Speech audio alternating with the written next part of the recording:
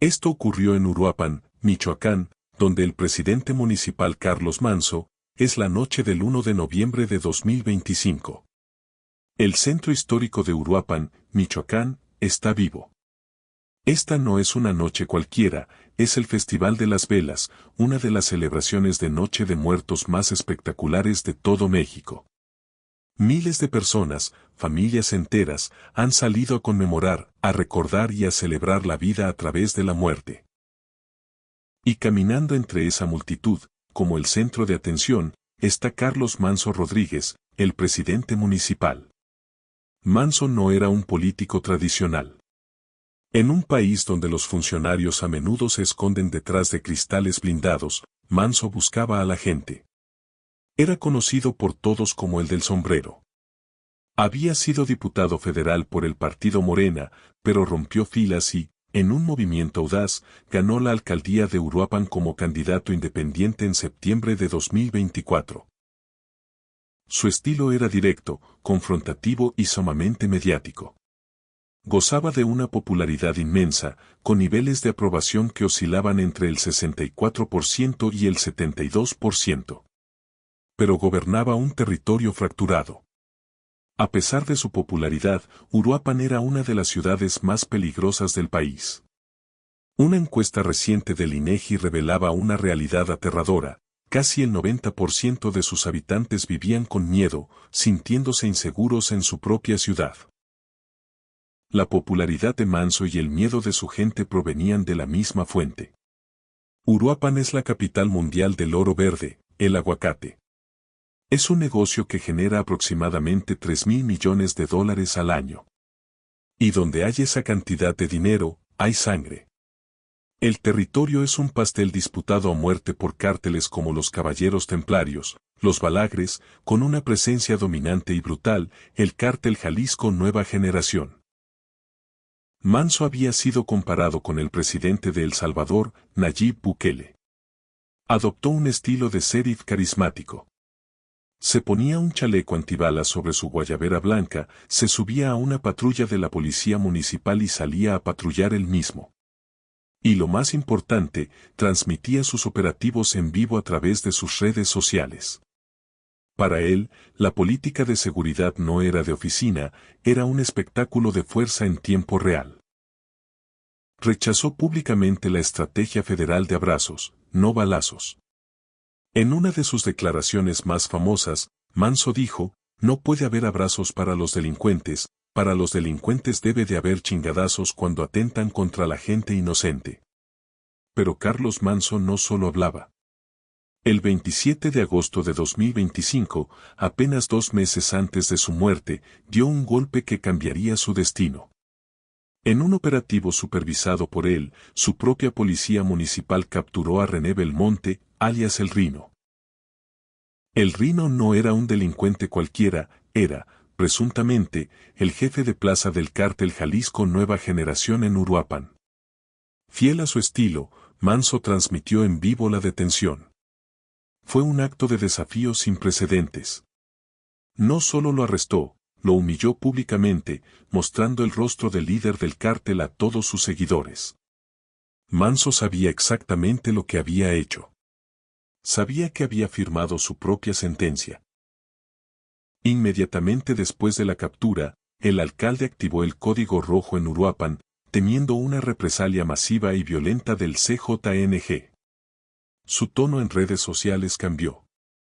Pasó de la confrontación a la súplica. Sus mensajes, cada vez más desesperados, iban dirigidos a la cúpula del Poder Federal, a la presidenta Claudia Sheinbaum y al secretario de Seguridad Pública, Omar García Harfuch. En entrevistas, su miedo era palpable.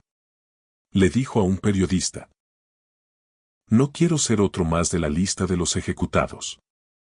Y en una de sus últimas declaraciones, una que sonaría como un epitafio, sentenció: me podrán matar, pero se quedan con un tigre, el pueblo de Uruapan. Manso vivía en una contradicción fatal. Su única defensa era su visibilidad y su popularidad, ese era su escudo político. Pero para mantener esa popularidad, necesitaba estar en la calle, con su gente. El 1 de noviembre, durante el festival más importante de su ciudad, ese escudo se convirtió en el blanco perfecto. Son minutos antes de las 8 de la noche del 1 de noviembre. Carlos Manso está haciendo lo que mejor sabe hacer, conectando con su gente. Está transmitiendo en vivo desde su página de Facebook por última vez. La cámara de su teléfono lo muestra radiante, rodeado de familias y de las luces de miles de velas. Carga en brazos a su hijo pequeño, que va disfrazado de calaca, un pequeño esqueleto celebrando la tradición. Manso muestra a la multitud, orgulloso de lo que ha logrado. Sus últimas palabras públicas, transmitidas a miles, son una celebración. Muchas familias asisten a disfrutar de este maravilloso evento. ¡Viva Uruapan! ¡Viva Michoacán! ¡Viva México! Termina la transmisión y guarda el teléfono. Son las 20:10. Manso ya ha terminado su presentación oficial en el templete. Ha bajado para caminar entre la gente, como le gustaba. Está en la Plaza Morelos, en el corazón del festival. Los ciudadanos se le acercan, lo saludan, le piden fotografías. La multitud es densa, ruidosa y festiva. Es la cobertura perfecta. Según los testigos, al menos 3 sujetos se abren paso entre la gente. Se mueven con un propósito. Penetran el pequeño cerco de seguridad formado por sus escoltas de la policía municipal. La música y el murmullo de la plaza ahogan cualquier advertencia. Los hombres se acercan a quemar ropa. Se escuchan al menos 6 detonaciones de arma de fuego. El festival se rompe. La celebración se convierte en terror. Los gritos de las familias reemplazan la música. La gente corre despavorida, sin entender qué pasa, buscando refugio detrás de los puestos. De las estructuras, de lo que sea. Carlos Manso se desploma en el suelo, gravemente herido. Junto a él, alcanzado por las balas perdidas en el ataque directo, cae también el regidor de Obras Públicas, Víctor Hugo de la Cruz Saucedo. Milagrosamente, en un ataque perpetrado en medio de una multitud de miles, ningún otro civil resulta herido. En medio del caos, los escoltas de Manso lo levantan. Lo cargan mientras sus agresores huyen y otros responden al fuego. Llevan su cuerpo inerte a un vehículo y corren a toda velocidad al hospital más cercano. El Fray Juan de San Miguel. Comienza una lucha desesperada por salvarle la vida. Los médicos lo reciben en urgencias, pero las heridas son fatales. Los disparos fueron a corta distancia, diseñados para no fallar. A las 8:50, 40 minutos después del ataque, Carlos Manso Rodríguez es declarado muerto. El asesinato no fue en un callejón oscuro, no fue una emboscada en una carretera solitaria. Fue una ejecución pública, deliberada, frente a las familias que lo apoyaban, frente a la prensa que lo cubría, y a pocos metros de donde minutos antes, cargaba a su propio hijo. Fue un mensaje diseñado para maximizar el terror y demostrar que, en Michoacán, no importa cuán popular seas, no importa a quién le pidas ayuda, no hay lugar seguro. La música del festival se detuvo abruptamente, reemplazada por el eco seco y violento de las detonaciones. En el momento exacto en que sonaron los disparos contra Manso, sus escoltas respondieron. Los elementos de la policía municipal, su círculo de confianza, hombres que habían estado con él desde el inicio de su administración y que compartían su visión de un Uruapan libre, reaccionaron al fuego. La Plaza Morelos, un lugar de reunión familiar y celebración cultural, se convirtió brevemente en un campo de batalla. El pánico se apoderó de la multitud. Los gritos de terror se mezclaron con las detonaciones. La gente corría en todas direcciones, buscando refugio, sin entender qué estaba sucediendo. Cuando el humo se disipó y el eco de los últimos disparos se perdió entre los edificios del centro, el saldo del enfrentamiento fue claro. Uno de los agresores yacía muerto en el lugar. Fue abatido por la escolta del alcalde, en un último y desesperado intento por proteger al hombre que ya había caído. Mientras tanto, en las calles aledañas, se desató una persecución frenética. La seguridad periférica, alertada por el tiroteo en el corazón de la plaza, finalmente entró en acción. En un operativo inmediato, con el caos todavía reinando en la plaza, otros 2 presuntos responsables fueron localizados y capturados por las fuerzas de seguridad. La confusión del momento fue su peor enemiga, no pudieron mezclarse con la multitud aterrada y fueron interceptados. La Fiscalía General del Estado, FGE, de Michoacán llegó para procesar la escena. Este no era un homicidio común, era el asesinato de la máxima autoridad de la ciudad más importante del estado. Los peritos de la FGE establecieron un perímetro amplio, iluminando la escena con luces forenses que cortaban la oscuridad de la noche. El fiscal estatal, Carlos Torres Piña, informaría más tarde los hallazgos preliminares de los peritos, con una presión mediática y política sin precedentes sobre sus hombros. La evidencia forense comenzó a contar la historia de los últimos segundos de Manso. Los peritos, trabajando con una meticulosidad casi quirúrgica, recolectaron 7 casquillos percutidos del suelo. Cada uno fue fotografiado, medido y embolsado. Junto al cuerpo del sicario abatido, aseguraron el arma homicida, una pistola corta, calibre 9 milímetros, un arma común, pero que pronto revelaría una historia mucho más siniestra. Como es habitual en estos casos, el cuerpo del sicario no portaba ninguna identificación.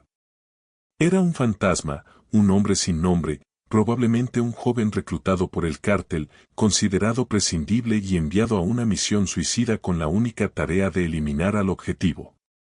Los 2 detenidos fueron puestos a disposición del Ministerio Público, comenzando el largo y a menudo infructuoso proceso legal.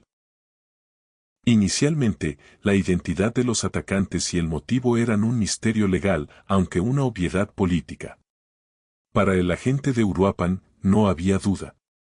Sin embargo, días después, el Gabinete de Seguridad Federal reveló la pieza clave de la evidencia, la prueba irrefutable que conectaba este asesinato con los temores de Manso. El secretario de Seguridad Federal, Omar García Harfuch, confirmó que los análisis de balística realizados a la pistola 9 milímetros recuperada en la escena habían arrojado una coincidencia.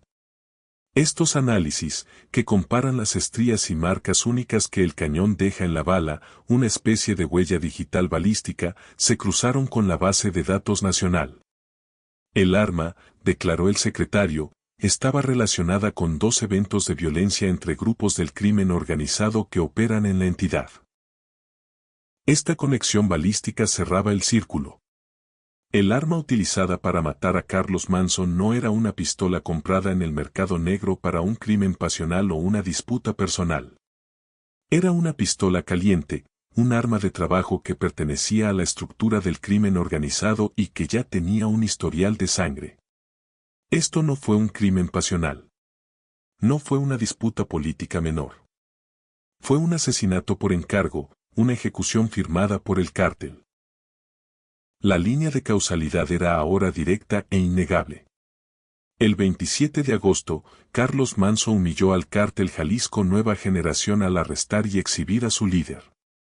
El 1 de noviembre, una pistola vinculada directamente a la violencia de esos mismos grupos criminales fue usada para ejecutarlo. La amenaza se había cumplido. La respuesta institucional inmediata fue un despliegue masivo, pero dolorosamente reactivo. Esa misma noche, el secretario de Seguridad Pública de Michoacán, Juan Carlos Oseguera Cortés, llegó a Uruapan para encabezar personalmente el operativo. Las calles que horas antes estaban llenas de familias celebrando el Festival de las Velas ahora estaban tomadas por vehículos tácticos de la Guardia Civil, la Fiscalía Estatal y las fuerzas federales. El lúgubre sonido de las sirenas reemplazó a la música del festival. Se estableció un código rojo en la región. El objetivo, según el comunicado oficial, era resguardar la zona y garantizar la seguridad. Pero era tarde. Era una demostración de fuerza teatral, un despliegue que llegaba solo para recoger los pedazos. La amenaza ya se había concretado, y la presencia de vehículos blindados en la plaza ahora profanada solo servía para subrayar la ausencia de esa misma fuerza unas horas antes. cuando realmente importaba. La noticia escaló a nivel presidencial en cuestión de horas. La presidenta Claudia Sheinbaum publicó un mensaje condenando el vil asesinato y prometiendo lo que siempre se promete en estos casos: no habrá impunidad. Convocó a una reunión extraordinaria del Gabinete de Seguridad. Políticamente, el asesinato de un alcalde que había denunciado amenazas directas del CJNG era una catástrofe para la narrativa de seguridad del gobierno federal. La presión pública cayó directamente sobre el secretario de Seguridad Federal, Omar García Harfuch. La pregunta en todas las columnas de opinión, en todos los noticieros y en las redes sociales era simple y demoledora: ¿cómo es posible que asesinen a un alcalde que pasó 2 meses advirtiendo públicamente, en todos los medios, con nombres y apellidos, que lo iban a matar? Esto no fue un fallo de inteligencia, fue un fallo de acción. Manzano había susurrado sus miedos en secreto, los había gritado desde todas las tribunas, convirtiendo su caso en una prueba pública de la voluntad del Estado. Y el Estado había reprobado. El 2 de noviembre, en pleno Día de Muertos, al día siguiente del asesinato, el Gabinete de Seguridad Federal dio una conferencia de prensa para explicar lo inexplicable. Fue un ejercicio de control de daños. Omar García Harfuch, acompañado por el secretario de la Defensa, Ricardo Trevilla Trejo, una imagen diseñada para proyectar fuerza y unidad, detalló el esquema de seguridad que se le había asignado a Carlos Manso. Y aquí es donde la tragedia se convierte en un caso de fracaso institucional. García Harfuch confirmó que el alcalde sí contaba con protección federal, tal como Manso mismo había reconocido, aunque con reservas. El esquema había sido asignado desde diciembre de 2024 y, de hecho, había sido reforzado en mayo de este año tras las primeras amenazas serias. ¿En qué consistía esa protección? En 14 elementos de la Guardia Nacional y 2 vehículos oficiales. Sobre el papel, sonaba a un dispositivo robusto, pero el diablo estaba en los detalles. Los propios secretarios federales aclararon la naturaleza de esta protección. Los 14 elementos de la Guardia Nacional, explicaron, no estaban pegados a él. Estaban asignados a la seguridad periférica de Manso. Su seguridad inmediata, el círculo cercano de guardaespaldas que debían formar un escudo humano a su alrededor, era proporcionada por personal de la Policía Municipal de su confianza. La explicación oficial era, en sí misma, una admisión del fracaso. Esta distinción burocrática entre seguridad periférica e inmediata fue la grieta fatal por la que se colaron los asesinos. El esquema de seguridad estaba diseñado para proteger a Manso de una emboscada en carretera o de un ataque con vehículos, un ataque desde el exterior. Los 14 elementos de la Guardia Nacional estaban, presumiblemente, vigilando las calles aledañas a la Plaza Morelos, estacionados en las esquinas, creando un perímetro que los asesinos simplemente ignoraron. Eran, en efecto, caros espectadores con equipo táctico, protegiendo las calles mientras el objetivo era ejecutado a 100 metros de distancia. Porque los asesinos no llegaron en camionetas blindadas disparando rifles de alto poder. Llegaron a pie. Eran sicarios vestidos de civiles, que caminaron entre la multitud, pasaron a través del supuesto perímetro federal sin ser detectados, y penetraron el débil círculo de seguridad inmediata municipal. La seguridad periférica fue un parche burocrático, una casilla marcada en un formulario en la Ciudad de México que no tenía ninguna utilidad práctica contra un ataque quirúrgico y a corta distancia. Carlos Manso no pidió 14 hombres para vigilar calles. Había pedido al ejército y a la marina que entraran a limpiar los cerros, que desmantelaran la estructura del cártel que lo amenazaba. Quería una acción proactiva, ofensiva contra la causa de la amenaza. El Estado respondió con un esquema de protección pasivo, defensivo, un parche burocrático que ignoraba la naturaleza real del riesgo. El esquema estaba diseñado para proteger a un político tradicional de una manifestación violenta, no a un hombre que le había declarado la guerra al cártel Jalisco Nueva Generación. La justificación final de García Harfuch fue que los asesinos aprovecharon su vulnerabilidad al estar en un evento público. Pero esa vulnerabilidad era precisamente el trabajo que el esquema de seguridad debía haber prevenido. Ser alcalde implica estar en eventos públicos. Decir que aprovecharon su vulnerabilidad es un insulto que roza el absurdo.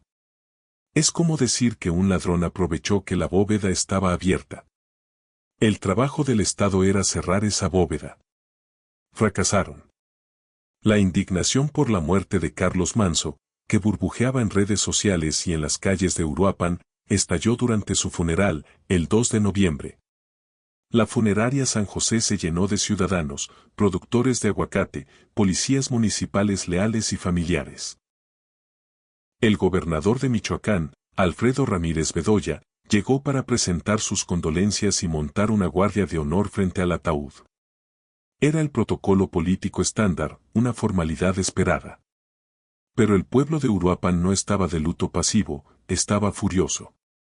Una multitud de ciudadanos comunes, los mismos que habían votado por Manso y que habían visto en él una esperanza real, rodeó al gobernador en la entrada de la funeraria.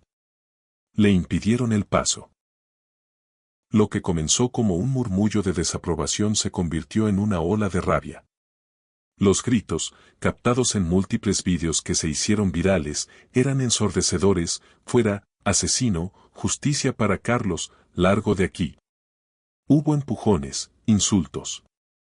La gente no veía al gobernador como una figura de consuelo, sino como un cómplice de la negligencia que llevó a la muerte de Manso. No era un invitado bienvenido, era la encarnación del Estado que lo había abandonado. La gente en la calle no culpaba solo a los sicarios, culpaban al Estado, al gobierno estatal y federal que, en su opinión, habían ignorado las súplicas de Manso y lo habían dejado solo. El grito de asesino no era una acusación literal de haber apretado el gatillo, sino una acusación política mucho más profunda: asesinato por omisión. En un acto de repudio total, los ciudadanos expulsaron al gobernador de Michoacán del funeral de su propio alcalde. Fue una imagen poderosa de la ruptura total entre la sociedad y sus autoridades, un voto de desconfianza expresado no en las urnas, sino en el umbral de una funeraria. Esta rabia no nació en el vacío. El asesinato de Carlos Manso, aunque impactante, no fue un hecho aislado. Fue la culminación de un patrón de violencia dirigido y sistemático en Michoacán. Con la muerte de Manso, sumaban 6 los alcaldes asesinados en el estado bajo la administración de Ramírez Bedoya. Pero el patrón se vuelve aún más claro si miramos el calendario reciente, una cronología de ejecuciones estratégicas. Apenas 12 días antes del asesinato de Manso, el 20 de octubre, Bernardo Bravo, el líder de los productores de limón en el valle de Apatzingán, fue secuestrado y asesinado. ¿Su crimen? El mismo que el de Manso. Alzar la voz. Bravo no solo denunciaba, sino que estaba organizando a los productores para crear un frente común contra la extorsión sistemática a los limoneros por parte del crimen organizado. Estaba afectando el negocio, intentando crear una estructura económica paralela al control del cártel. Las autoridades federales respondieron después de su muerte, capturando al presunto autor intelectual, Rigoberto López Mendoza, alias El Pantano, un operador de los Blancos de Troya, aliados del CJNG. La violencia no paró ahí. La misma noche que Manso celebraba el Festival de las Velas, la muerte golpeaba en La Ruana, cuna de las autodefensas. En la madrugada del 1 de noviembre, horas antes del ataque a Manso, un grupo armado irrumpió en la casa de Alejandro Torres Mora y lo asesinó a tiros junto a su esposa. Alejandro Torres Mora no era cualquier productor. Era el sobrino de Hipólito Mora, el fundador de los grupos de autodefensa de Michoacán, quien también fue brutalmente emboscado y asesinado en 2023. Matar a Hipólito fue un golpe simbólico, matar a su sobrino fue un mensaje para erradicar cualquier vestigio de ese legado de resistencia. Este es el patrón. Hipólito Mora, el pilar de las autodefensas, la resistencia armada. Bernardo Bravo, la voz de la economía de Limón, la resistencia económica. Y Carlos Manso, el líder político del Oro Verde, el aguacate, la resistencia institucional. No son víctimas aleatorias. Son los tres pilares de la resistencia civil contra la extorsión y la gobernanza criminal en Michoacán. En el lapso de unos meses, los tres fueron eliminados. Es una estrategia de contrainsurgencia criminal. Se decapita cualquier forma de liderazgo simbólico, económico o político, que intente desafiar el control territorial del cártel. El mensaje es claro, no hay alternativa. Homero Gómez Valencia, el hijo de Homero Gómez, el activista defensor de la mariposa monarca también asesinado en Michoacán, resumió el sentir del Estado en una sola declaración. Al anunciar que asistiría a una marcha por la paz, dijo, ahí estaré, por Homero Gómez, Carlos Manso, Bernardo Bravo, Hipólito Mora, y por todas las personas valientes que perdieron la vida por alzar la voz. Carlos Manso sabía que iba a morir, lo dijo una y otra vez. Pidió ayuda al gobierno federal. El gobierno respondió con un comunicado de prensa después de su muerte, asegurando que contaba con protección. El del sombrero, el Bukele mexicano, fue asesinado frente a su pueblo y frente a su hijo. Su muerte demuestra la cruda realidad de Michoacán. El Estado parece incapaz o no está dispuesto a proteger a quienes se atreven a hacer el trabajo que a él le corresponde. La promesa de cero impunidad se enfrenta a 2 detenidos y un sicario abatido.